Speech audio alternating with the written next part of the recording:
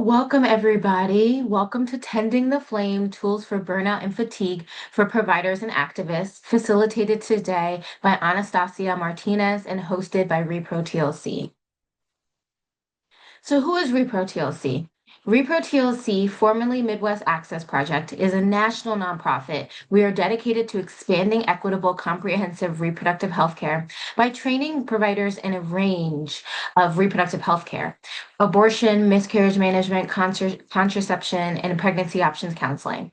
Rooted in over 20 years of service, especially across the Midwest, the organization champions training, liberation, and community through hands-on clinical programs, workshops, and advocacy for just patient-centered care. I want to lead us into a land acknowledgement.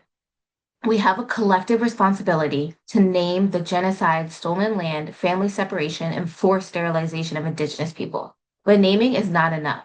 We must also take action, donate, support mutual aid, and confront white supremacy. In the chat, there are ways for you to find the native land that you're on, as well as the Harvard bias test and the native land tax. We recognize that fatigue and burnout can be shaped by recent and ongoing news, and that many of our community have been directly impacted. We honor the people, families, and communities most affected, and we hold deep respect for those who do this work and care about collective community care. Please engage in ways that feel supportive to you. Cameras on or off, your choice. Participate in the chat, listen quietly, or step away as needed. You're encouraged to take breaks at any time. Thank you. And I'm going to lead us into our FAQ. And then our host, Anastasia, will go ahead and start the workshop. Thank you. So we have some upcoming events with Repro TLC. So we have a decolonizing health workshop featuring Erica Hart on Tuesday, February 3rd from 6 to 8 p.m. Eastern time zone, completely virtual, and you can register at the link in the chat, as well as Birthing Justice, so navigating child services, ICE, and policing of reproductive care, featuring Akira. This is on Thursday, February 12th from 6:30 to 8:30 Eastern Time, virtual, as well as the registration in the chat. So feel free to come and join us again for some workshops, and we thank you for being here tonight. And of course, if you have to head out early or need to take a break as needed, or call it a night, feel free to still fill out this survey. It'll be emailed as well with all of the resources. However, if you know you may have to step away later in the night, feel free to have this survey linked and saved. Filling out this survey enters you in a raffle for homemade soy lavender candles. We will have about 5 winners and it'll be shipped to you. And I'll go ahead and pass it over to our facilitator. Hi, my name is Anastasia Martinez. All my friends call me Anna, and since all y'all work in Repro, you are automatically my besties. So feel free to call me Anna. I use she, her pronouns. And tonight we are going to be talking a lot about burnout, a lot about how we can navigate, frankly, this really scary place that we are in at the moment. And just I always like to tell folks, because I've been through many trainings where facilitators are like, well, just make sure you're taking care of yourself. Just make sure that you're moving your body and you're doing this. But they never gave me realistic ways that I could do that. As I'm sure y'all know, working in repro, sometimes it is a 24/7 job. And sometimes as much as we would like, we just can't step away and have a night for ourselves or a few hours for ourselves. Sometimes we're really in the thick of it. So, what my hope is that tonight I'm going to give you some real life, tangible ways to start taking care of yourselves, start taking care of your communities, and really start holding each other accountable to taking care of yourselves. And all that to say, like, y'all are here tonight, so you've taken that first step.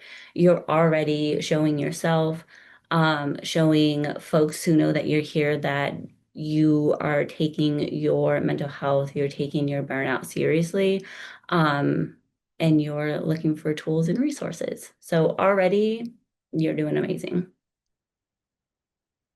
So, who am I? How did I come to this work?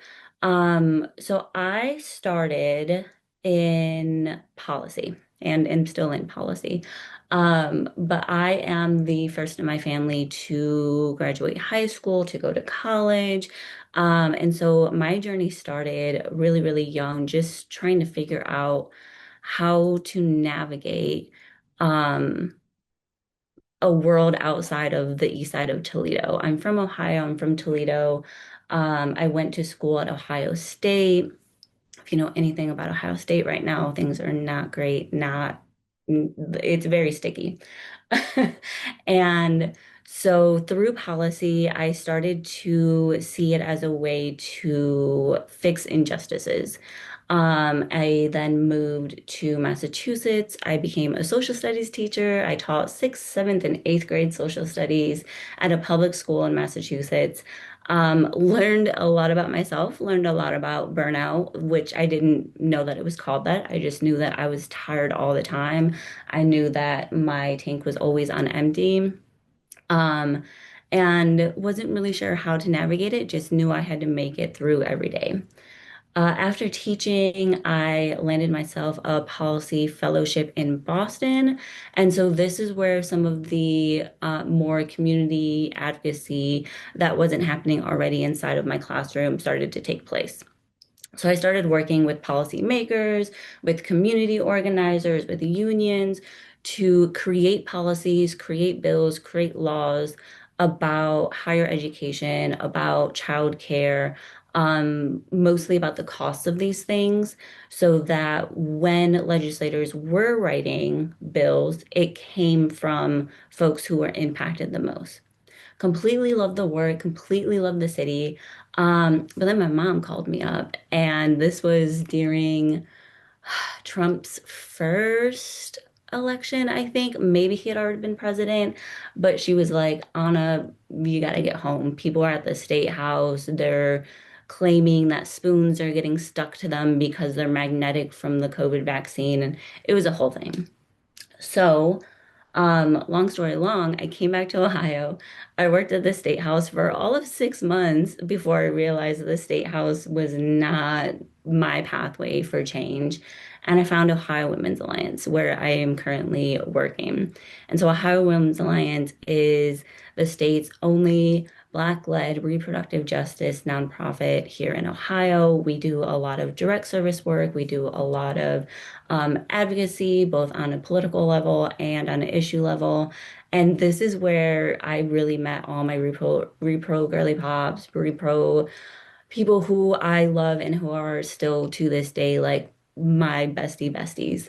And this is where I started to learn about Black feminism. I started to learn about the ins and outs of reproductive justice. And funny enough, where I had my first abortion. And I think back on it and now as an abortion storyteller, and I just think about even as someone who was in policy land, who knew this and that, as soon as I decided that abortion was what I was going to do, I immediately called up my boss slash bestie and had her give me the layout of what the steps were, all of that.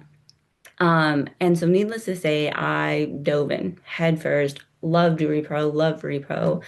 And then in 2023, if you recall, Ohio decided that we were going to do a ballot initiative to get reproductive freedoms within our Constitution because, again, long story short, Ohio politically not great, very red, very gerrymandered, very corrupt.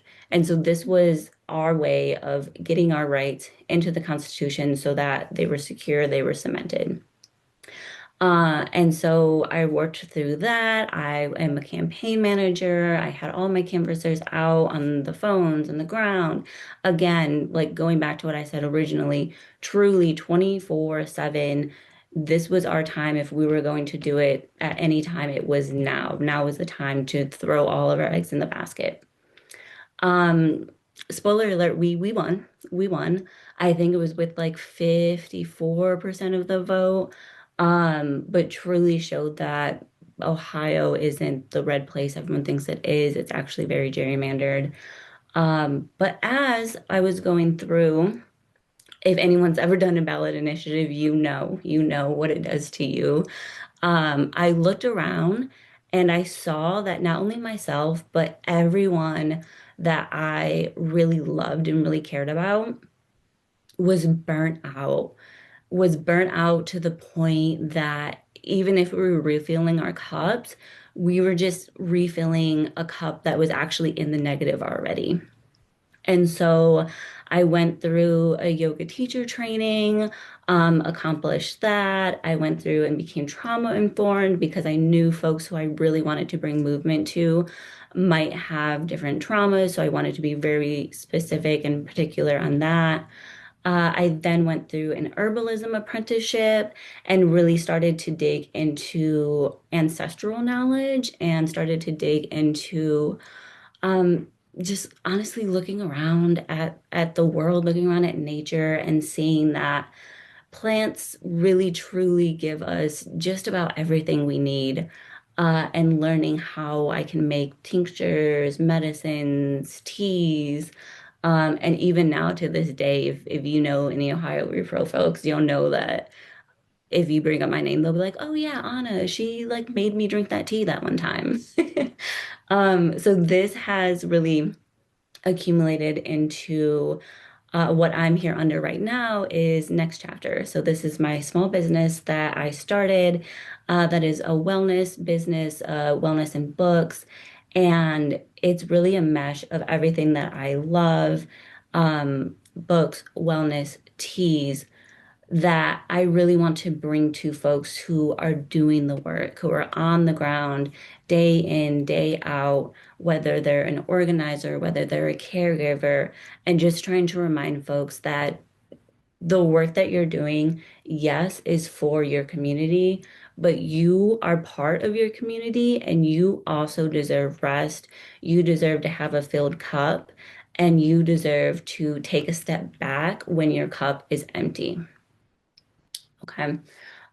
So that's where I'll get off my soapbox for that, but don't worry, we'll be back on it. And before I get too deep into things, I just want to give the hugest shout out to Rest as Resistance. If y'all haven't heard of this, highly recommend. It is a phenomenal book that a lot of my inspiration comes from. Trisha Hersey she wrote this book that is a manifesto talking about rest as resistance, talking about rest as a radical act, talking about rest as something that is part of the resistance, part of the revolution, and that is something that is especially needed for folks who, again, are out there doing the work day in, day out. She also has this cute little rest deck if you're someone who is into like oracle cards, affirmation cards. It is a beautiful deck, highly recommend. The front gives you a cute little affirmation about rest, and then the back gives you something that's a little more detailed that you can really chew on. So that could be a really great option if folks are looking for something to journal on, looking for something to meditate on. That rest deck is something that I always really, really uplift. So shout out to Rest is Resistance. And a little about what to expect today. Alyssa already went over some of it, but we are going to really chat about what is burnout, how does it happen, why does it happen. We won't spend too much time on it because, again, as repro folks, I think we know what burnout is and I think we can feel it in our bodies. But I want to spend most of the time talking through some gentle movement that we can do and when I say gentle movement, um, we're not pulling out the yoga mat, we're not making a ton of space. We are literally going to be sitting in our chair doing a little bit of chair yoga because, again, I want this to be accessible. I want you to be able to do these movements in between meetings, in between whatever time you have that you can give back to yourself. And then we'll also go through and talk about some herbal remedies. And the herbs that I chose to talk about today are very intentional. These are herbs that you can find at Kroger. If you want to find a more organic brand, you can always go to like your local health store, things like that. But again, herbs that are very easy to find, very easy to mix and mingle, and you don't have to worry about anything outrageous happening with them. Um, and then lastly, we'll talk about some tangible tools. So a little bit about journaling, meditation, literally like how to structure your day so that you can actually have some time for yourself. And like Alyssa said at the beginning, all of these offerings are exactly that. They're offerings, it's an invitation. There's no expectation, there's no signed contract that once we're done with this, you are going to do every single little thing. Take what you need, take what is realistic to you. And we went through community agreements, but all this to say, like, I went through my herbalism certification. I have that. I've worked a lot with herbs within my own body, within friends' bodies.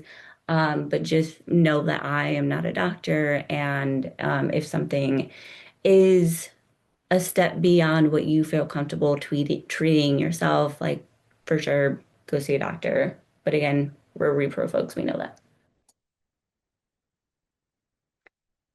So first, what we're going to do to even allow our bodies, allow our minds to go into a space where we can start to receive some of this information, is we're going to do a three-part breath. So if you're feeling good, if you're feeling comfy, I always like to bring one hand to a chest, one hand to a belly, just because it helps me feel when my breath is expanding and when it's going out of my body. And it helped me really get out of my mind and into my body.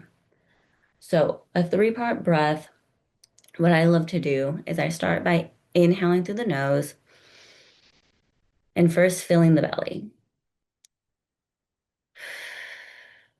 And once the belly's filled, you'll let it all go through the mouth. So, again, if you're following along with us, inhaling through the nose, fill the belly, and then let it go. And the reason it's called a three-part breath is because we're going to feel the belly and the ribs, and the belly, the ribs, and the chest. So for the second part, inhaling through the nose, filling the belly, sipping in a little more air to fill the ribs,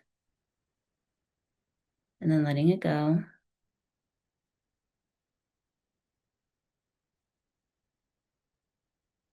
And then one more time, inhaling through the nose, filling the belly first,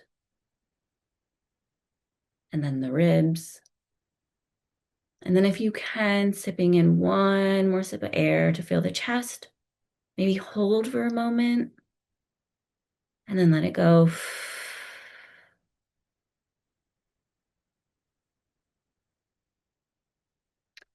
And there you go. There's one breathing technique that we already have in our little toolkit. And a few reflections that we can throw in the chat if we feel comfy. We can write down in a journal if we brought a journal, or we can even just think about to ourselves as we go through this presentation.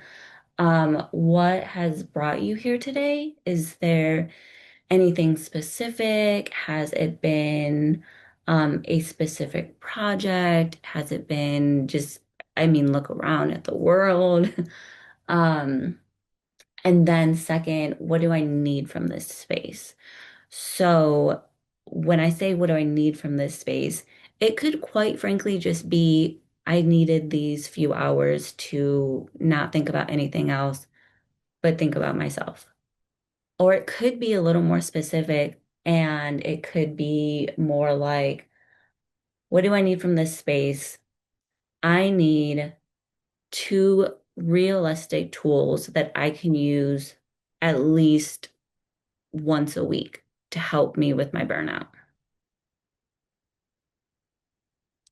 And so just taking a moment,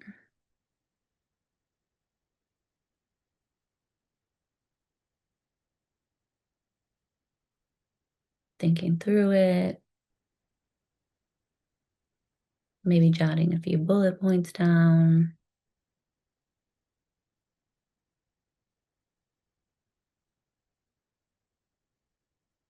Good. And if you don't know, that's also okay. As we're speaking, as we're going through the workshop, some answers might reveal themselves.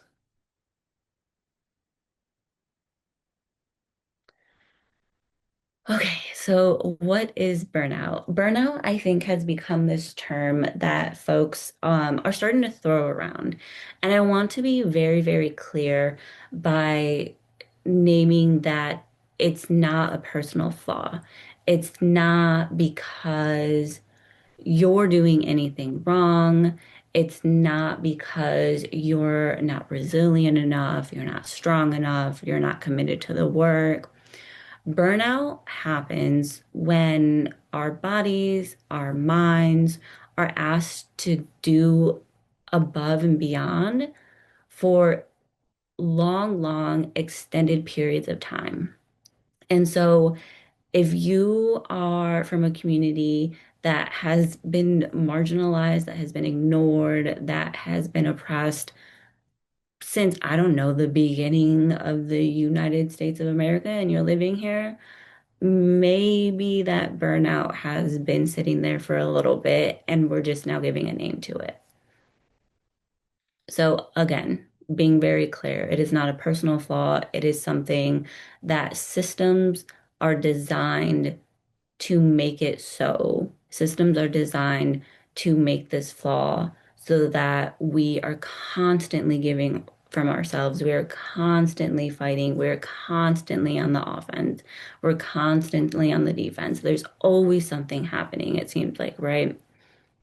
And the reason I think that it happens a lot in activism, in caregiving, and social work is because the work that we do is urgent. It is ongoing. It is deeply emotional and it is deeply personal. Like I said before, a lot of times we get into this work because we've been personally affected by it, right? Or someone we love, someone we care deeply about has been affected by it. And our passion takes us to fields like this.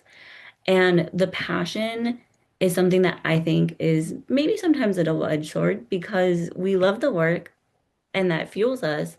But we can also sometimes, I think, get tangled up in the work and not allow ourselves to detach when we need to rest, when we need to take a step back, when we need to allow others to take a step forward to alleviate some of the work that we're doing all the time, right?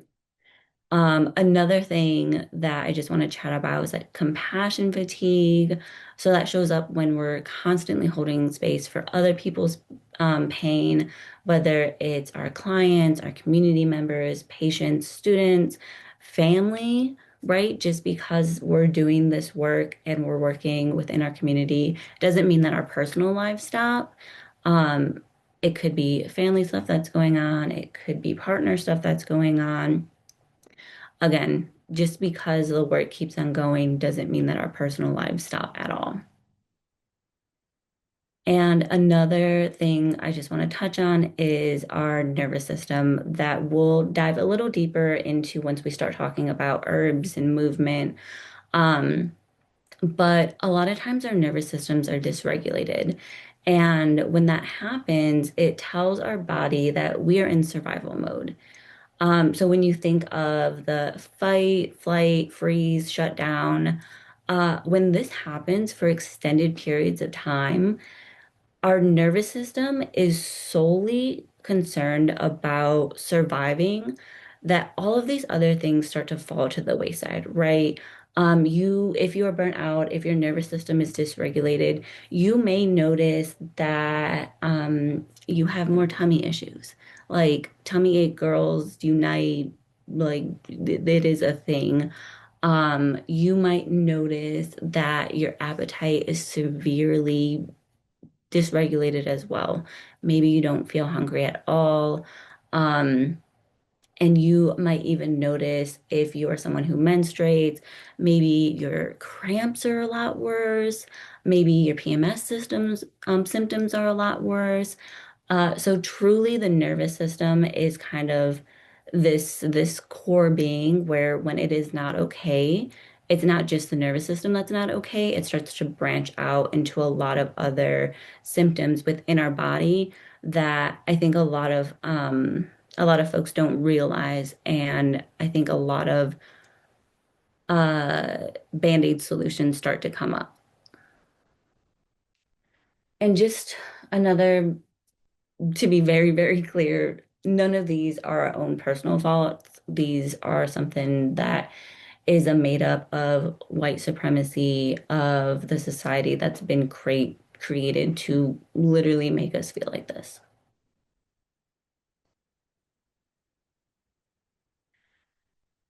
And so, why is it so common? A lot of reasons that I touched on already. Uh, a lot of times in our personal work, in our community work, um, I don't have to tell y'all, we are severely underfunded, right? And so what does that mean? When our organizations, when our centers, our clinics are severely underfunded, it means that those of us who are in these places are taking on a lot more than one person should be. Um, and that I think is another really big reason why we see a lot of burnout, when why we see a lot of fatigue, because no one person should be taking on the work of two or three folks just to make sure that our communities are safe, are supported, are receiving care that they need. And so to start to think about this, zooming a little more in, we're going to chat a little bit about how we think about movement work versus how I think we should shift to start thinking about it so that it is more sustainable.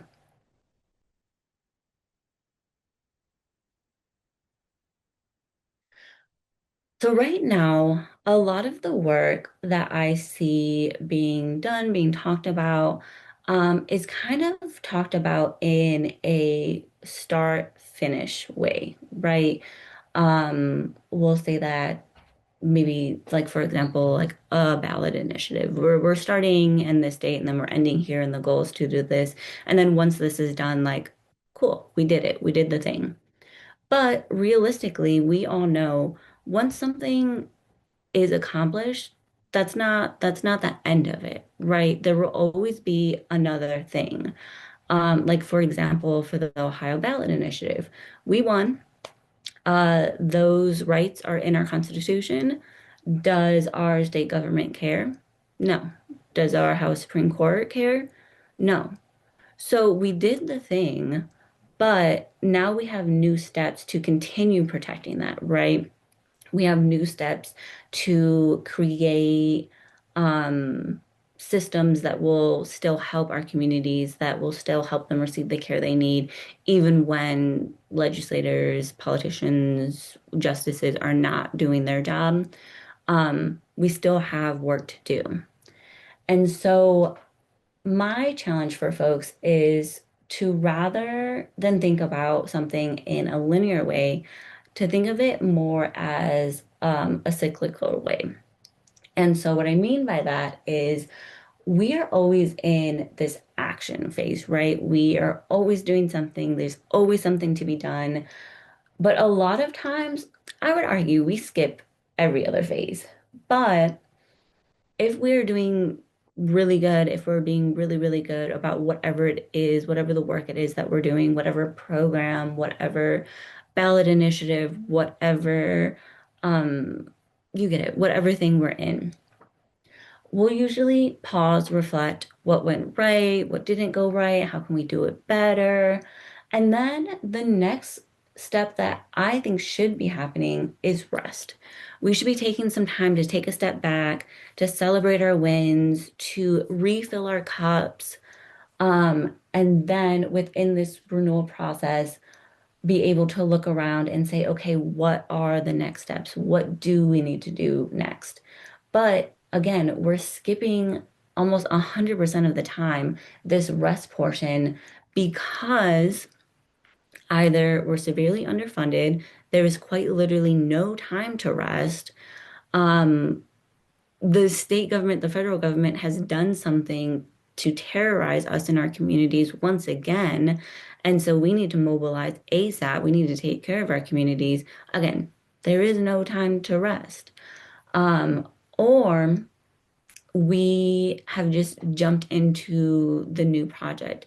We're very excited that we achieved our win, that we are successful. And now, what are the next things that we can do to uplift this win, to make it better, to sustain it, to instill it, things like that. But when we're skipping rest, to me, that is when burnout starts to happen. Even if we don't immediately feel the burnout, we are taking from a tank that 9 times out of 10 is already empty, and we're starting to go into the negative. So if you think about the image of having our cup half full or half empty, right? When we're working at the rate that we are, our cup is already empty. And when we keep going, it's not like the cup is just empty and that's it, right? We're starting to drain and we're starting to go into this negative type of energy, this negative type of sustainability, right? So then, even when we do get the day off, the mental health day, the week after a campaign, we're only dipping into that negative space. We're not even starting to fill the cup, right? Because we're already in a negative space. We have to heal this negative space before we can even start to fill the cup. And I think that's what a lot of folks forget. That's what a lot of folks don't talk about and are confused, are not really understanding when folks maybe do occasionally have a day off, a week off, and they're like, well, you're back and you're already tired? What do you mean? That's why you're already so tired. Uh, and I think something else that could be really helpful to bring to the movement to talk more about is when are there times that I can step back because I know that I have my folks around me who I trust, who I know are capable. When can I step back and allow them to step forward to take over some of this work when I am feeling really depleted?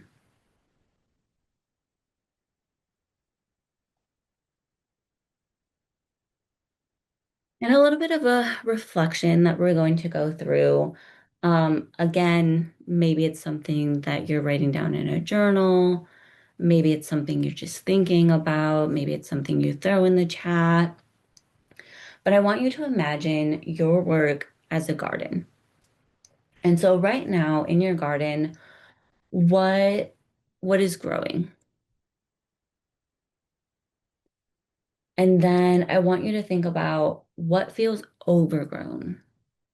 What feels like it's starting to become a little much for just you to handle. And then think about what needs rest before new growth. So, again, getting very in the weeds, maybe it's a program that went really, really well. And maybe that program needs a moment for reflection, for rest before relaunching. Maybe it's being a mentor. Maybe you've been a mentor to new folks for a while now, and maybe you're starting to feel drained from it. maybe it's time to take a step back and let someone that you mentored become the mentor.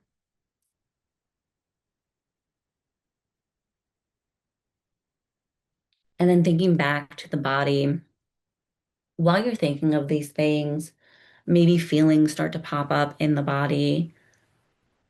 And I just want you to recognize without any judgment where that's feeling in the body. Maybe it's in the chest, maybe it's in the tummy, and just making a note of that so that later on, when we start talking about herbs, when we start talking about movement, you can maybe star some of those tools that are specifically for different parts of the body.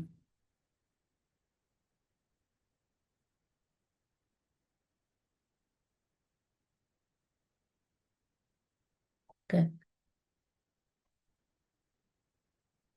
And so getting into some of the tools, y'all will be receiving all of these slides along with a massive resource guide that I've put together. But again, if you're a journaler, if you are someone that just likes to write things down and it helps you remember or helps you kind of process things, feel free. But breath is something that as a yoga teacher, I've really come to love, adore, and appreciate. Um, and so if you are someone with anxiety, like myself, maybe a little bit of social anxiety there, breath work has really been a tool that has allowed me to live my life and to know that if I get overwhelmed, if my anxiety starts to become an issue, that I have these tools in my back pocket that I can bring forward, that I can do, uh, that not necessarily is going to bring any new attention to me. It's not, no one's going to look over and be like, oh my God, she's breathing. What is she doing? So just all that to say, like, this has really been life-changing, and I encourage everyone to pick one or two breath works that really work for them and to start with those. But a few of the ones that I have here are the three-part breathing that we did. Um, and so again, that's filling the belly first, and the ribs, and then the chest, and then letting it all go. And if you're someone that is really imaginative, something I like to do for any of these breathing exercises, as I'm exhaling, imagining my anxiety, imagining whatever it is that's ailing me at the moment, exhaling itself out of my body as well has become a ritualistic thing that I've brought into my breath work. 4-6 breathing is another type. So for the 4-6 breathing, you would breathe in for 4, hold, and then breathe out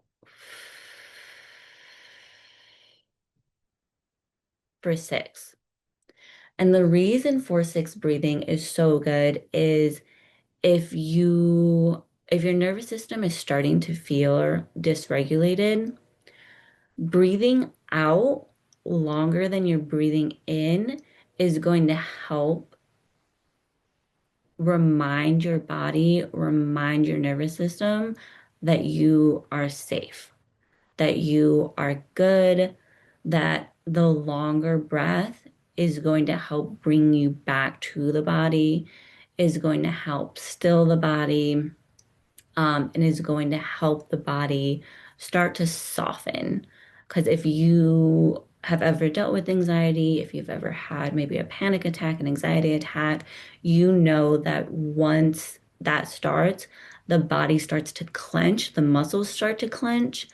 And by allowing that oxygen to come into the body to reach the muscles, it's going to start to soften. It's going to allow your mind to calm. And then again, just allow the body to soften and all.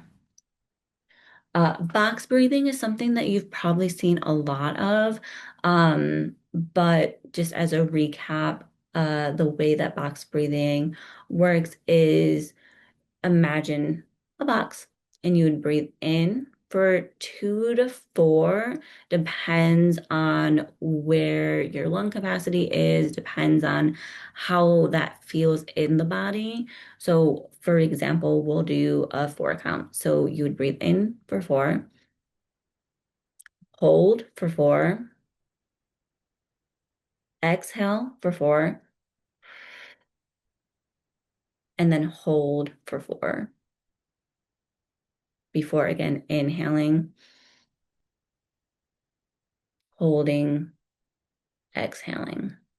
And I've even found that literally tracing that imaginary square with my finger as I'm breathing also just helps me connect the breath to movement. If you've ever been in a vinyasa class, that's something they'll say a million times, connect the breath to movement, connect the breath to movement. Um, but as annoying as it is sometimes, it is very true. And even if it's a small movement of moving the finger in the square, that again is going to allow the body to connect with the breath to soften the body. Bee breath is a really fun one, especially if you are a music lover, if music helps calm the system. I actually did this for my yoga class last night, and they looked at me like I was the silliest person in the world. But for bee breath, what you'll do is you'll cover your ears with your hands. And if you're in like a room by yourself or you feel comfortable, this is fun to practice. But you'll cover the ears with the hands. You'll inhale through the nose, fill the belly. And as you exhale, you'll and humming is a really, really good way, again, to tap into the nervous system, to allow the nervous system to know, like, we are good. We have capacity to hum right now. We are not in survival mode. We are good. We can start to calm down. And then the last one is ocean breath, or you might hear it called Ujjayi breath. Um, and this is a really good one. Again, if you're alone, maybe right before you meditate, if meditation is something that you like to do, it's called ocean breath because once you get into the rhythm of it, your breath starts to sound like its own personal ocean waves, which, as a Pisces, as a water sign, I think is the most beautiful thing that we can do. But for ocean breath, the way that you would practice it is you would inhale through the nose and then exhale. And as you exhale, you want to and you'll feel that restriction in the back of the throat from the and you want to keep that. So once you feel that in the back of the throat, it feels comfortable. To get to the ocean breath, you'll inhale through the nose, do that same, but your lips will be closed. And then since the lips are closed, the air has to come out somewhere, right? It's going to come out the nose. And as you continue the inhale, exhale, you're going to hear the ocean sounds. I'll do it once or twice as like a little preview for y'all, but again, highly encourage if you are with yourself right now, if you're in a place where you can practice to practice. But for the ocean breath, inhaling through the nose.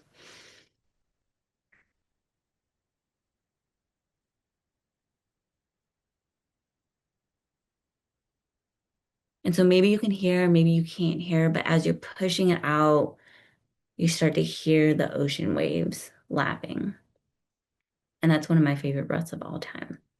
But again, thinking of these different ways to control the breath, different ways to practice the breath, I want you to think of all these offerings as a menu, not a checklist. Because to me, a checklist is something that we're doing every single one of. That is not the goal for this. The goal for this is to know your breathing, have maybe 2 or 3 that are your go-to, and to always have them in your back pocket. So if you're like, Anna, bee breath, I'm not doing that in the middle of public, then maybe bee breath is something that stays at home.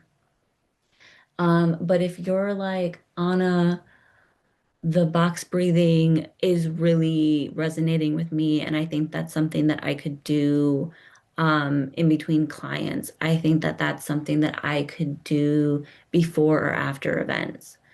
I want you to take that. I want you to put it in your back pocket, and I want you to practice it even when you're not feeling dysregulated, even when you're not feeling extremely burnt out, extremely fatigued. Maybe it's something you practice right before you go to bed. Maybe it's something you practice in the shower.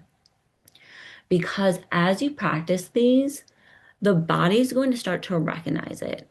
The body's going to start to remember these breaths and is going to start forming habits for it. So, again, if you're someone who struggles with anxiety, if you're someone who once all the to-dos start coming at you, the brain scatters, it's going to be very easy to forget about these breaths. It's going to be very easy to be like, Anna said to inhale when and to exhale when, right? It's going to be very easy to get lost in the moment and to just fall back into old ways. But if you're taking these, you're taking one, you're taking two favorites, and you're practicing them once a week, once a day, then when those more outlier scenarios happen, you're going to be able to pick it out of your back pocket and you're going to start the breath work, but the body is going to take over. The body is going to know, oh, this breathing, I know that in the past when I did it, it helped regulate the nervous system. I know that it helped slow the heartbeat, right? Our bodies are so, so smart like that. Gorge. And if there's any questions or anything pops up, like please feel free to go off mute. Feel free to throw in the chat. I have the little chat up here that I can see for any questions, any comments, any concerns. If you have breath work, if you have anything that we're chatting about that has really worked for you, please share. Um, yeah, I would love that. But moving on, thinking about movement as a tool, uh, a few different options that I'm going to give us today uh, that we'll go through together are for eye relief, for back relief, for neck shoulder relief. And again, this isn't about like being intense or putting on a performance. You can do these movements if you'd like. Maybe you're in a chair, maybe you're on your couch, maybe you're laying in bed. If you are, I love that for you. And maybe it's something you come back to later, right? But just a little throw in the chat. Is there any one of these that sounds particularly good to anyone? If you're like, I've been staring at a screen all day, I love some eye relief. If you're like, my back is feeling really, okay, I'm saying back, neck, shoulder, back, neck, LOL, our neck, our back. Gorge. You know what we'll do actually? We'll do a little bit of a neck and a back just because they go really well together and are both very easy to do, whether you're sitting, standing, whatever. And then the eye relief, if it's not in the resource guide, I'll throw it in an email to Alyssa and then they can get it out to everyone. But if we're doing our neck first, if you have hair like me, maybe you pull it out of the way. Wherever you are, I want you to sit and maybe both feet come down to the ground so you're feeling a little more grounded. We're going to take the hands and let them rest on the thighs. And then our shoulders, we're going to pull up towards the ear, pull back, and then let them fall. And then maybe you let the left ear drop to the left shoulder, pausing here. If this is already an intense stretch, staying here. If you're looking for the stretch to be a little deeper, invitation to grab that left hand and just place it on the right side of the head. We're not pulling down, we're just giving a little more weight to let gravity do its thing. And if you're looking for something even deeper, the right hand, we're going to take off of the thigh, point the fingers down towards the ground, and reach.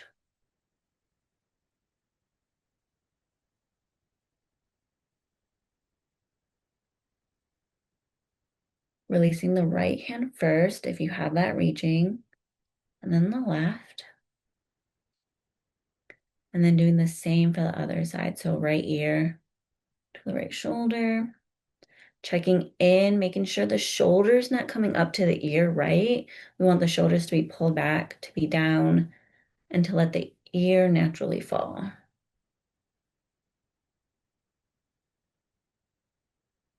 Maybe taking that right hand, placing it on the left side of the head, letting gravity do the thing.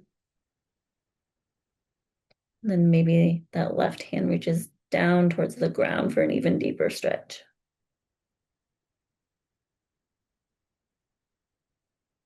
First, releasing the left hand, and then the right. And then giving the neck, the head, a little bit of a rotation, one direction, and then the other. And so that's our neck movement, right? Very easy to do. You need what, 2 minutes, 3 minutes? You can do it whenever, wherever. For our back relief, I'm going to move this down a little bit so you can see a little more. We're sitting in our chair, right? Our hands, if there's no armrest, are going to come down to the thighs or maybe even to the hips. I'm going to leave mine down by the thighs because it just feels better. And we're going to go to seated cat cows.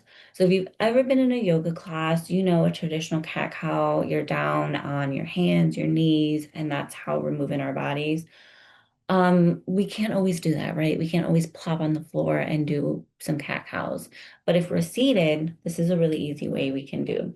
So the hands will come to the knees, and we're going to cup over our knees so that we're holding onto the knees, right? Feet are planted into the ground. And on the inhale, you're going to pull the chest forward. Face is going to open up towards the sky. And exhale, you're using those hands to start to push away. Gaze is falling down towards the thighs. Inhale, pull, face lifts. Exhale, push, face drops, and back reaches towards the back of the chair. Right? And continuing that as much as the back needs, you can even start to wiggle a little bit here, almost like there's a hula hoop around you. And just making sure that if you're ever wiggling in one direction, to wiggle in the other direction. Forward. And those are the two movement stretches, right? Again, very accessible, very tangible. Um, you don't have to tell me, but if anyone thought like, oh, we're gonna be doing some hardcore yoga in this workshop tonight.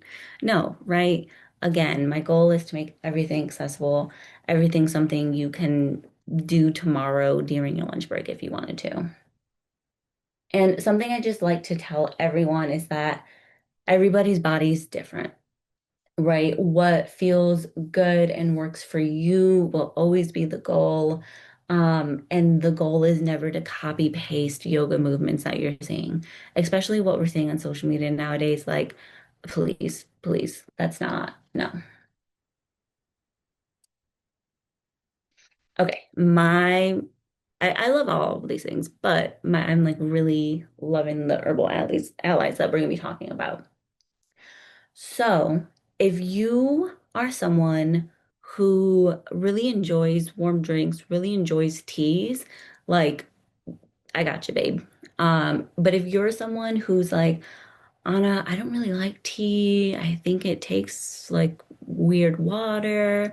I also have options for you. So as we're going through these, I want you to keep in mind, like, yes, these can all be teas, but these can also be supplement capsules. These can also be tinctures, which we'll talk a little more about. Um, but so the first ones that we're going to talk about are called Nervine tonics. And what this means is a tonic is something that is a little more stronger than what you would use on an everyday basis, right? You bring in a tonic when the body, when the nervous system has really had prolonged times of stress, of tension. Again, when you're at that negative state. And so a tonic is going to give you a little bit of a boost to get you up to a little bit of like that neutral zone so that you can start pouring into the cup.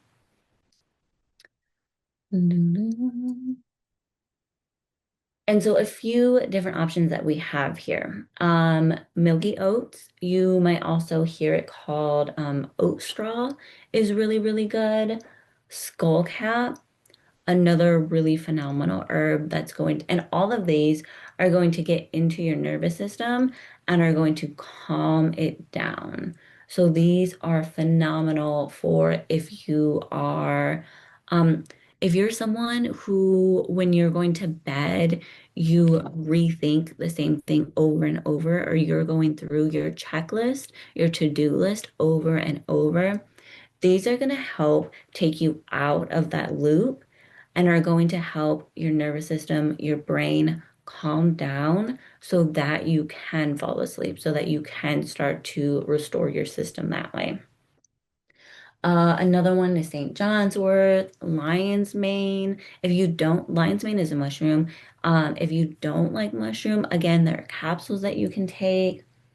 Ashwagandha is such a phenomenal one. I use ashwagandha maybe once a day.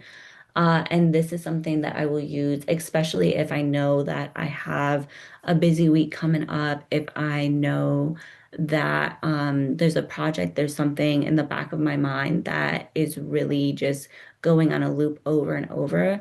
Ashwagandha helps me calm that, helps me calm the nerves, and helps me focus on tasks that I would like to get done. And then lemon balm as well. So, like I said, these can be used as tea infusions, they can be used as capsules, or they can be used as tinctures. If you are someone who loves a DIY, tinctures can be made very easily. Uh, what you would do is you would grab whichever herb that you are resonating with, and then you would grab an alcohol that you're resonating with. A lot of times folks will use like a clear alcohol, like a vodka or something like that. And you would take like maybe like a mason jar. You stuff it filled with the herbs, and then you take your alcohol, you fill up the mason jar, you put on the top, make sure it's really air sealed, and then that's going to go in a dark cabinet for at least a month, at least a moon cycle. And every so often you'll go in, you'll shake it, make sure she's good, make sure there's no mold or anything growing on it. And then after that first moon cycle, she's going to be ready to use. Um, and when I say ready to use, I mean quite literally, you will use 1 to 2 droplets. If you're like, "Oh, that's a lot of work, Anna. I didn't come here to do all that." They sell these. They sell these at, again, your like local, like natural store. I've seen them even at like Kroger, Whole Foods, all those good places. And so when you buy the tincture, usually on the back, it'll tell you like how many drops is suggested, how many drops to put in water. I would always start with 1 to 2 drops, see how that feels in your body, and then go up or down from there. because again, a tincture is going to work very differently in everybody.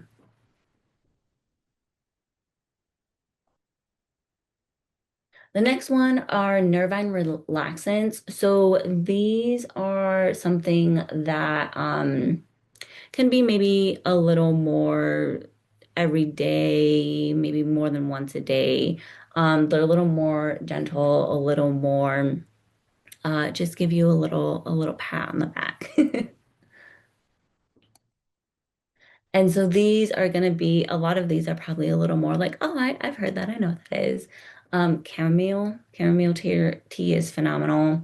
Catnip, lemon balm, lavender, blue vervain.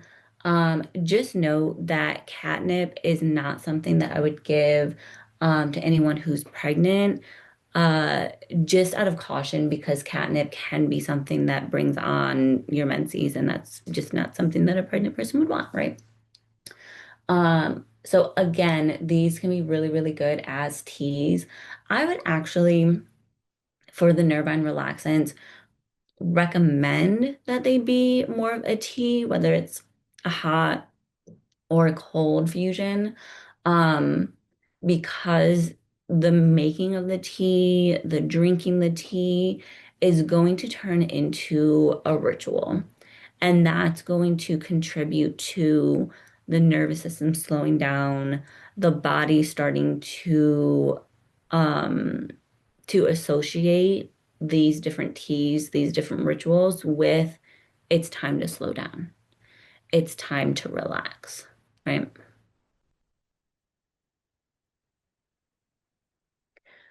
And just a quick little note on stimulants. So you can overdo it on stimulants. And if you are someone who has had a whole lot of coffee and then not felt the greatest after, or just felt really jittery, really anxious, it just did the complete opposite of anything that you wanted it to do, um, you have been a victim of overdoing it on stimulants. Uh, and the thing to know about coffee is that there's not just caffeine in there. There's other alkaloids that affect the nervous system. And the way that Americans especially make coffee, so if you make coffee through, it says drop, but it's supposed to say drip, a drip process. When you're pouring the hot water through the coffee and it's getting filtered, right? It's not only filtering the coffee grounds, but it's filtering those different alkaloids that are meant to be with the caffeine to help the nervous system, to protect the nervous system in a way. And so when that filter is there and the hot water is coming through, yes, like that coffee's coming through, the caffeine's coming through, but all of those other oils are not coming through and they're not coating that caffeine. They're not allowing the nervous system to slowly intake the caffeine. And that's when a lot of times folks will like feel that jitterness, will feel the anxiety or feel any of the like negative things that we usually hear with coffee. So that's all to say, like, coffee isn't terrible. I'm not sitting here telling you to never drink coffee again. But if you do love coffee, like, I would suggest an espresso. I would suggest um, those little metal coffee makers that you see a lot in um, like I'm Mexican, so I see a lot of like Puerto Rican folks will use it, but it's the metal container where you like spin it off. You can put the coffee on the bottom and then you put the water in and you put it on the stove. And so if you've ever used one of that, you know when you open up the top, there's a lot of steam in there, there's a lot of water that's dripping down, and that is an indicator that you have not stripped that coffee of these different alkaloids that are going to help the nervous system. Um, and another thing, if you are going to always try to have it with like some proteins or fats, because that's going to help with the spike of cortisol levels that you're going to get after you drink the coffee. So, especially if you're someone that has coffee in the morning, like try to eat your breakfast, try to eat a little something with fats or proteins before drinking your coffee so that the fats, the proteins can help sustain that energy and your cortisol levels don't just spike and drop. Mm. And while we're talking about cortisol, while we're talking about sleep, I just wanted to show these two different slides and just have a little note on cortisol. So, cortisol is something that a lot of folks call like the stress hormone, right? And it's something that not only affects your stress levels, but it affects your blood sugar levels. It affects how the body responds to stress. It affects the immune system. It affects your circadian rhythm. So if you've ever had maybe like a week or two where you're like, I just don't know what it is. I'm so stressed out. I feel so tired, but I can't fall asleep when it's time to fall asleep. I'm staying up until 2, 3 in the morning, and then I'm sleeping in until like noon, and I'm just in this really rough cycle, and I can't seem to get out of it. And oh, by the way, my tummy hurts. And oh, by the way, I'm catching a cold. When I was teaching, I think that I was in that cycle like the whole time. But that could be an indication. It could be a symptom of your body telling you that like your cortisol levels are all over the place. Your circadian rhythm is all over the place. Um, and using some of the tools that we've already talked about. Again, maybe using a Nervine tonic that is a little stronger to help you sleep at night is going to help you break that cycle. And I just want to show y'all really quick to again be like, if you are going through this, I have been right there with you. It is terrible. It is maybe one of the worst feelings in the world to be stuck in a cycle like that. These are my LOL HIPAA. But these are my cortisol levels from September 2023. Again, 2 months before we had the vote for the ballot initiative, 2 months before the election, we were go, go, go. And so I just want to go back and show you this is a healthy version, right? We're waking up in the morning, we have a nice spike of the cortisol level. It starts to drop, but like very slowly, very sustainedly by around 3 p.m. And then, so if you ever feel that lull in 3 p.m., that is very natural.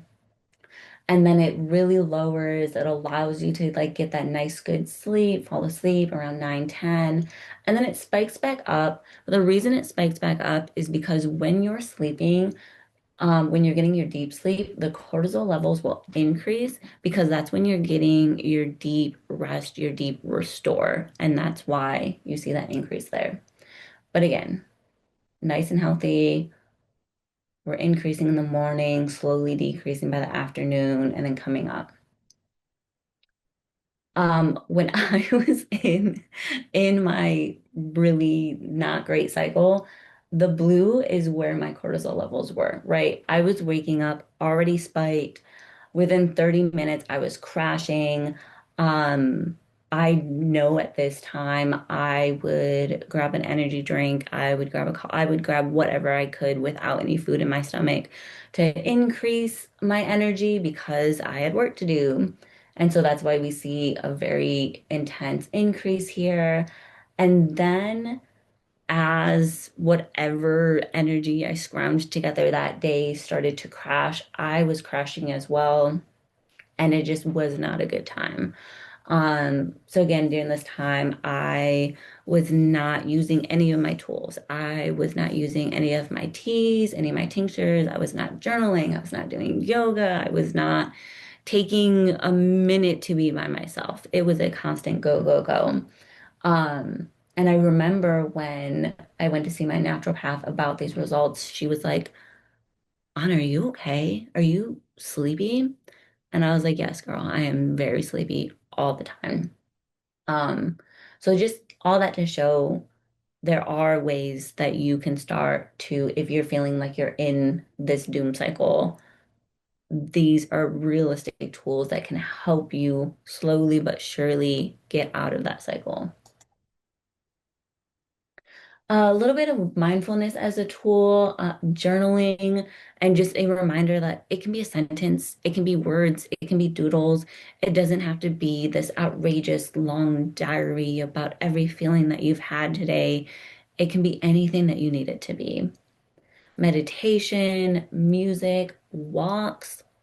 Something I started doing during the ballot initiative, towards the end that really helped my mental health was first thing in the morning before doing anything else.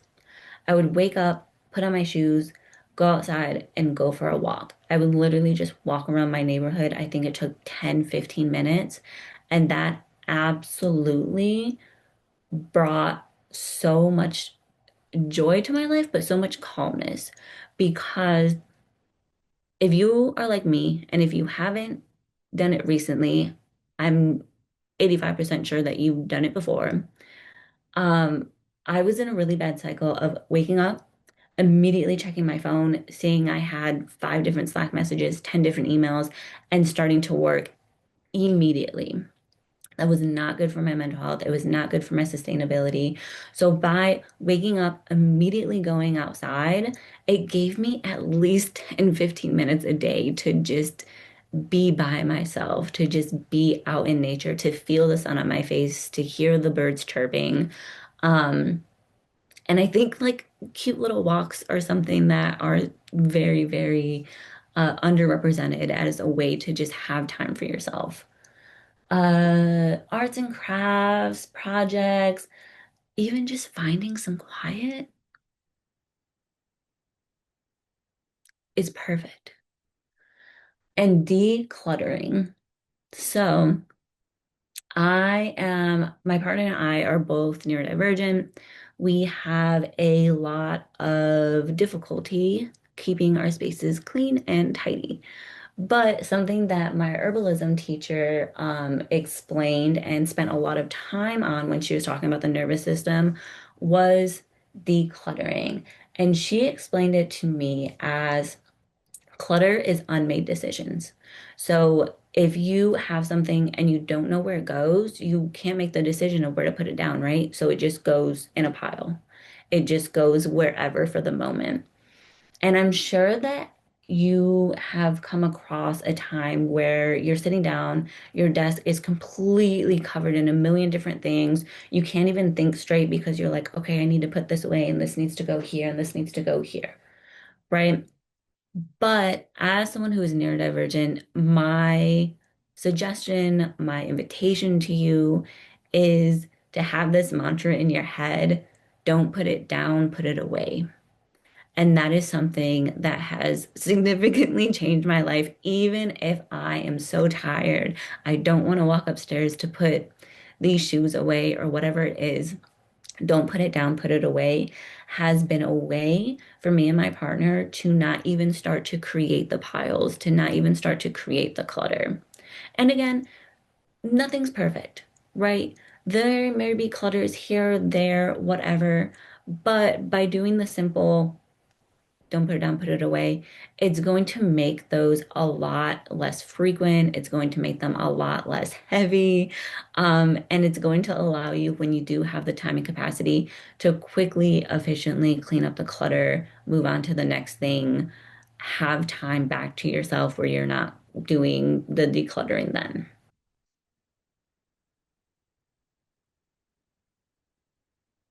Okay, so this is the part where we start to put all of the things together. And I'm going to go through and I'm going to give you just examples of different rituals, of different morning rituals, evening rituals. But again, all these tools, I want you to use them as a menu, not a checklist. Um, and keeping in mind that every single day is different. Something that you use one day might not feel good on another day, and you can switch it up. You have a full menu of things that you can take from. You can see how it feels. If it feels good, you keep it. If it doesn't, you just put it back on the menu. Any amount of time is the goal. Again, I remember during 2023 when it was really all hands on deck. We are doing this now, or we are doing this never. Um, my therapist, shout out therapy, told me quite literally, can your alone time be when you shower? Because it's something we got to do, right? Something we got to do. We all got to shower. We all got to keep up our hygiene. Can your 15, 20 minutes of solitude of being with yourself be while you shower? Can you make sure to have your Slack notifications turned off while you're showering? So small things like that. Again, I know that the work is hard. I know that the work is never ending. And the goal is to give you 5 minutes back to yourself because I would rather you have 5 minutes to yourself than no minutes to yourself. Try not to think in black and white. Again, as a neurodivergent person, I know this is hard. I know that if I said I'm going to do something in the morning and I don't do it in the morning, what do you mean I can do it in the afternoon? That's not what I said. But again, just challenging ourselves that if something doesn't happen when we think it's supposed to happen, it can happen at another time and it is okay. It's okay to have a detour in the schedule. And I also as much as we love our work, as much as we love movement, want to start shifting our mindsets from resting to fill our cup so that we can go back out there and empty our cup to resting for the sake of resting, resting because it is a right, resting because it is something that by our very nature as being human beings, we need.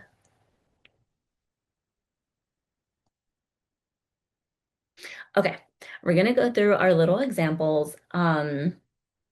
And I'm going to go through these a little quickly, but again, you'll get these. So if you see a ritual and you're like, oh, I like that, I want to try it, you'll get these.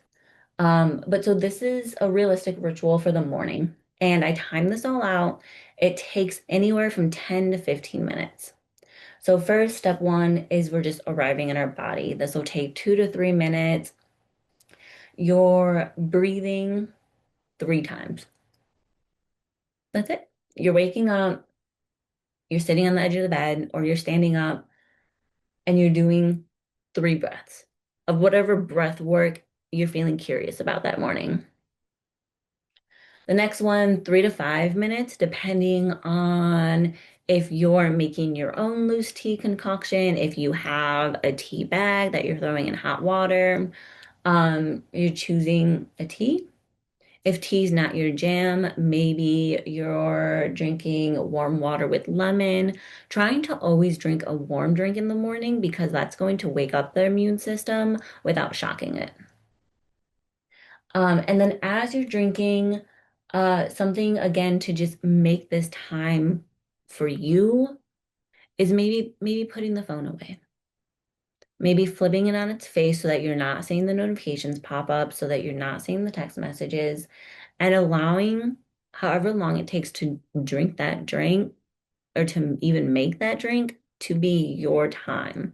And I promise you, making a tea is truly going to be 2, 3, max 5 minutes.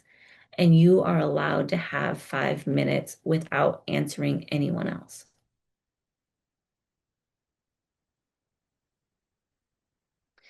And the last step of our morning practice is choosing one mindfulness practice that'll take about 5 to 7 minutes.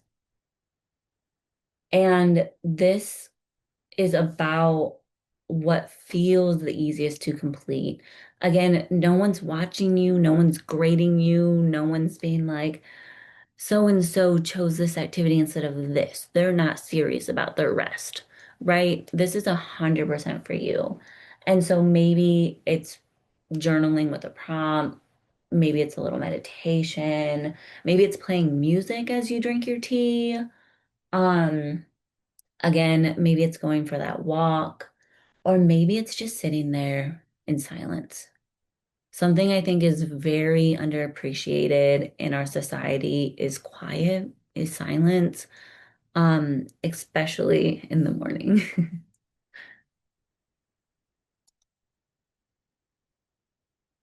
Cool. So if you said, Anna, I got my mornings down. I'm a morning person.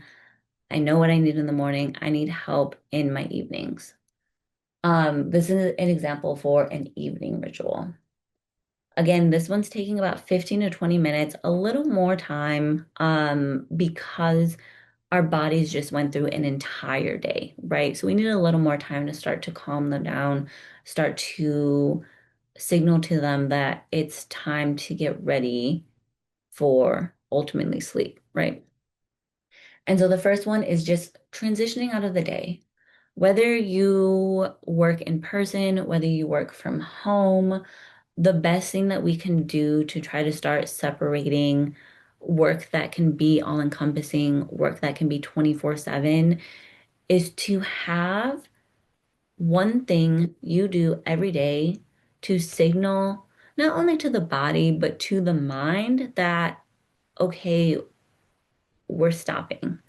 Okay, we're pausing here. We don't need to bring it outside of this room, outside of this building, whatever, with us. And so maybe that's changing clothes. Maybe you change out of your work clothes and you get into your comfy PJs. Maybe it is literally going and slapping some water on the face. Maybe it's washing the face. Or maybe you really, really love the walk in the morning and you're like, you know what? I'm going to take a walk every day after work, and that's going to help signal to me that I'm done. The second one is choosing maybe a breath, maybe a movement. Again, that's going to signal to the nervous system, we're good for today. A few that I really love to do are legs up the wall, which is really fun if you have a clear wall anywhere, or even on the bed. So you just sit literally with the legs up the wall and just let the body decompress. Seated twists, which are very self-explanatory, but literally just twisting to the right and twisting to the left. Or maybe it's a breath work that you really want to work on. And then step three, again, choosing one mindfulness practice. So maybe reading.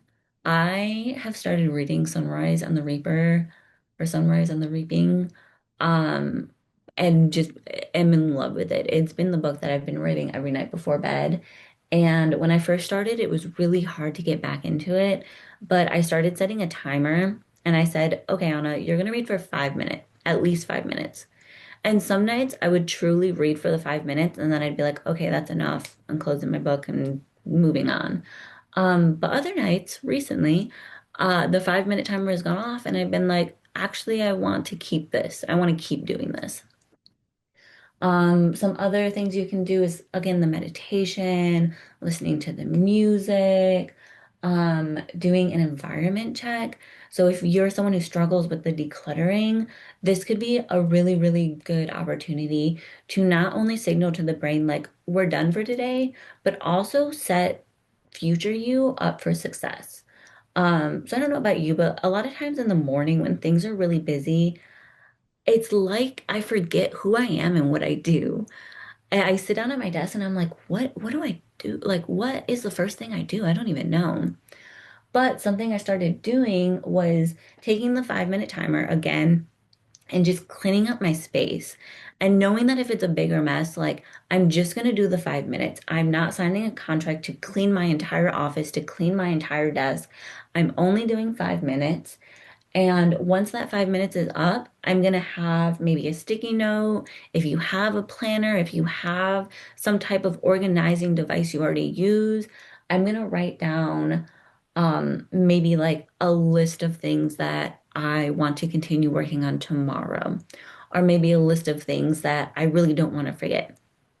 Because again, for me, if I have something in my mind that I'm working on and I don't write it down, I'm going to think about it all night from the moment I leave my office to eat dinner until I'm in bed getting ready for bed, and I'm just going to keep thinking about it. But if I write it down somewhere, then I know, okay, you don't have to think about it because you're not going to forget. And even if you do forget, you already wrote it down. So future Anna, has got you and is going to get it done.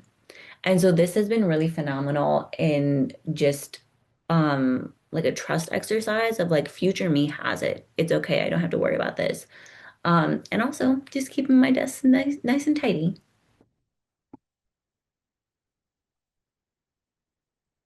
And then the last one for our evening is having maybe an herbal wind down.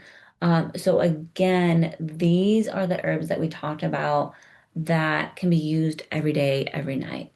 Um, One that I really love is a chamomile and rose tea.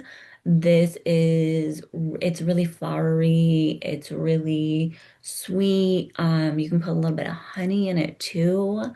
And again, a warm tea is going to be really good for nighttime because it's going to slow down the body, slow down the digestive system, warm up the body, and really just get the body and you ready for bed, just sipping on a nice warm cup of something. And again, if tea isn't your jam, maybe you take like a drop or two of a tincture, and then you do maybe like a warm milk alternative if you're a lactose intolerant girly as myself. And just sprinkling in a little cinnamon, a little lavender, a little something to give the milk a little bit of a heightened sense so that you're smelling it. You're tasting it and it's a little more of a like luxurious item. And then mindfulness options of just like being really present while you're drinking it. And when we do things intentionally and we're really in the moment, that turns everyday routines that we just have to do into rituals. And when we have rituals for ourselves, whether it's 5 minutes, 10 minutes, 15 minutes, that to me is an act of self-love of saying, okay, no matter how busy the day gets, I will always have these routines, whether it's the morning or the evening. And these routines, since they have to happen, are going to be turned into rituals. And because it's a ritual, it's me giving back to myself. It's me giving myself that self-love of having 5 minutes of silence, of having a fun little tea, a fun little milk concoction, whatever it is. Right? Giving back to ourselves, self-love doesn't always have to be a trip to the spa. It doesn't always have to be buying of this or that or the other. It can quite literally be like 5 minutes of silence.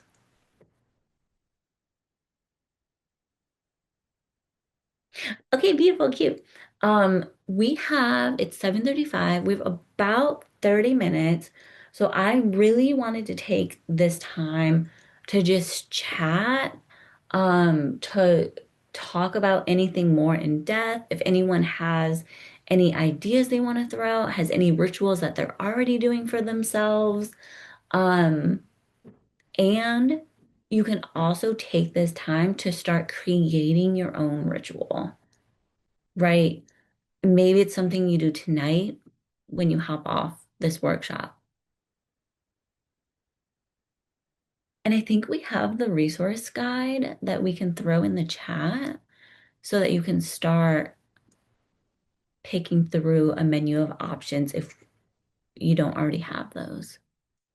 And if there's any slides that anyone wants to see, like I'd like to see the breath work again, or I'd like to see the herbal qualities.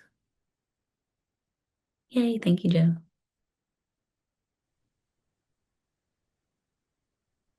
Anna, would you mind going back to the slide where it's before the part 3 journaling ritual? It's like the first, yeah, uh that one. Thank you.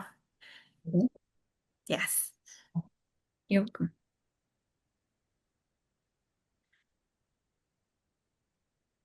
I think it's helpful to think about it in parts. I think so too. I am very much a type A girly. I love my like step one, two, three. And so that has also helped me because a lot of times I think folks say like, what is your morning routine? What is your evening routine?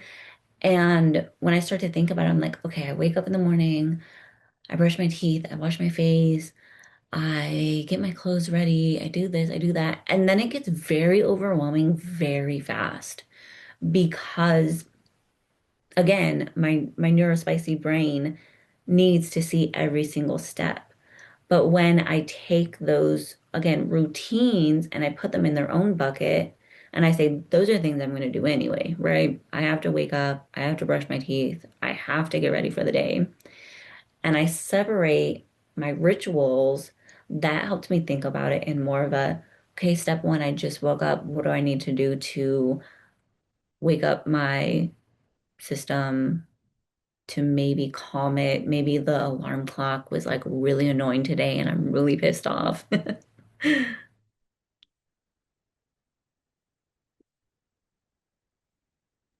Thank you.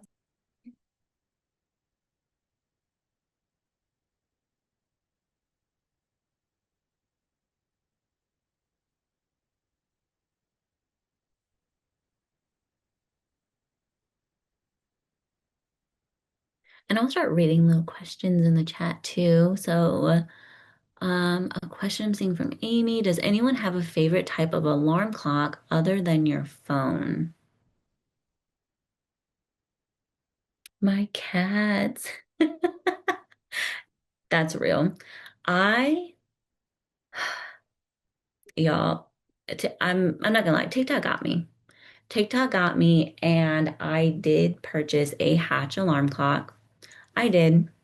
And I fear that the TikTok propaganda is correct so far in that my phone no longer lives next to my nightstand because I too would wake up and immediately scroll because I was like, well, I have to turn off my alarm and I see all these notifications, so I might as well get them out of the way. No, it was so bad. My phone now lives in my bathroom and gets charged in my bathroom.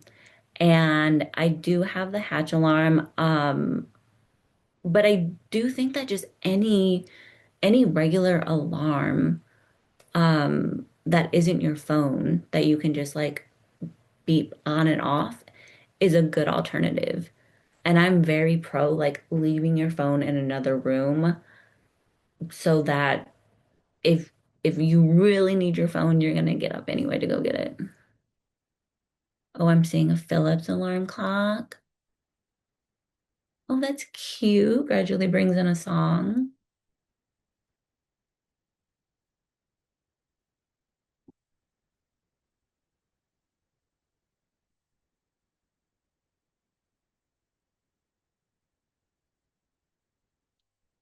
Cute. Another thing I've started doing that is maybe more routine but might be helpful is I've started acting like I am in middle school, high school again, and I pick my outfit before I go to bed. Because I am someone that, especially in the morning, if I haven't already told myself what I'm gonna wear, I'm gonna take at least 2 hours to try to pick out an outfit.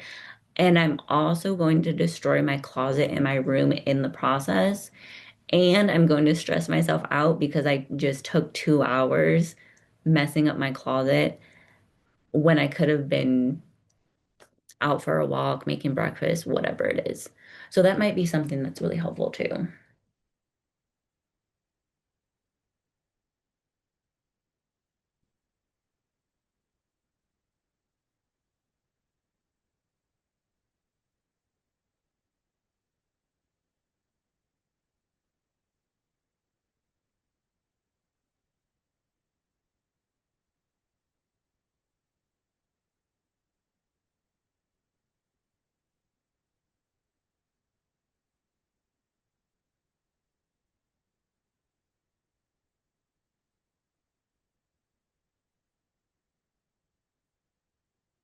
And if anyone has a little ritual that they're starting to put together, if you want to throw it in the chat or if you have any questions about it, I am here to quite literally like help y'all make these if it's something that you would like help with.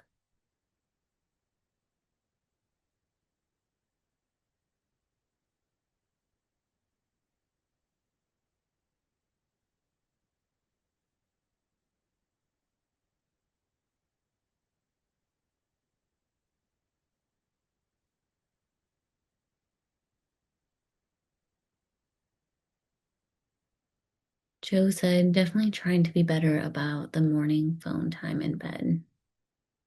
That's so, so real. And I think for me, I ran into a lot of problems just being on my phone in bed too and scrolling. And another thing about your circadian rhythm is when we're on our phones, we're receiving artificial light through the eyes, right? And it's actually very confusing to the circadian rhythm because it thinks that that light from the phone is like sunlight. And it thinks that like there's light out, so we should be up. The sun is out, so we should be up.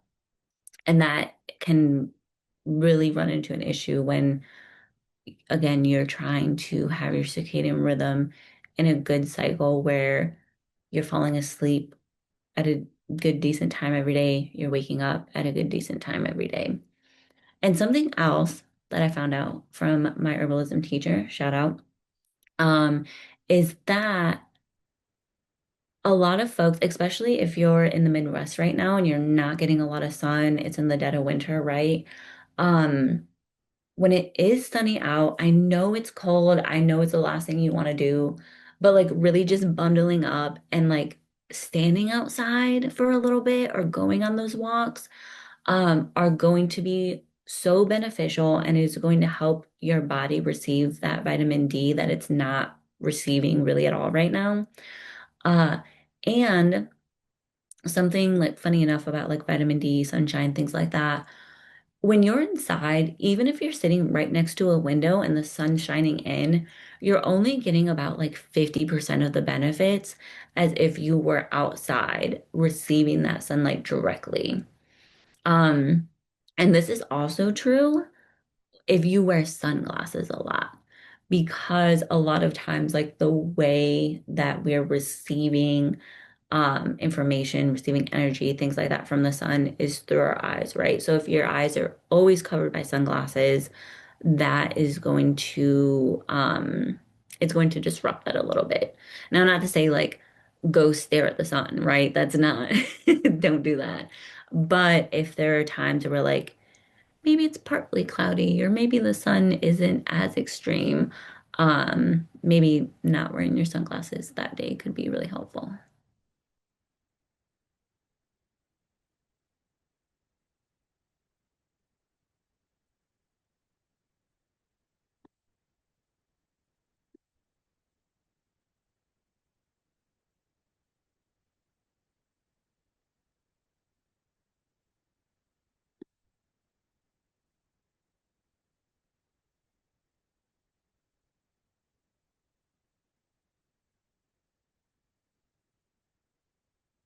Yeah.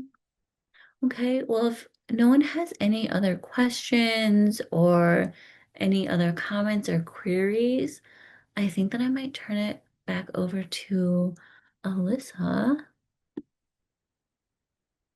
to close us out.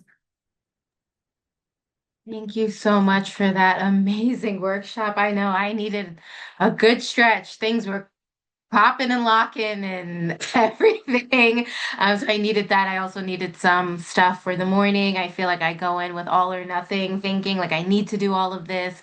But starting off look slow in some parts would be really helpful, especially not trying to look at my phone or my G chat as soon as I wake up in the morning. So that was really helpful.